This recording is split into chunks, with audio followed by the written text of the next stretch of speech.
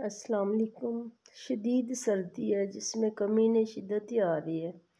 آج بھی اسکول میں 1 بجے تک لائٹ نہیں تھی۔ شاید ہفتے میں مختلف جگہوں پہ ایسا ہو رہا ہے۔ تو سخت اندھیرا تھا اور بچے ٹھٹھر رہے تھے۔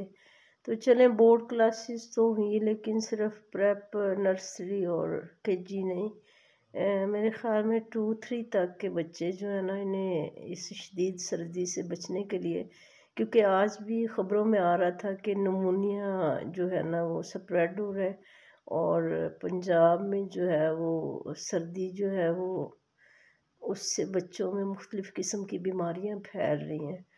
تو اس پہ اپنی رائے بھی دیں تمام سربراہان ادارہ، اور اس کے لیے کوشش بھی کریں کہ بہت چھوٹے بچے جو ہیں انہیں سردی سے محفوظ رکھا جائے۔ خاص کر اب 1 اور 2 کے بچے جو ہیں وہ بھی سٹیبل نہیں ہیں۔ بچہ ویک ہے، پراپر ناشتہ نہیں کر رہا، پیرنٹس کا کہنا نہیں مان رہا، اور اسکول میں آ کے مطلب اس کو سنبھالنا مشکل ہو رہا ہے۔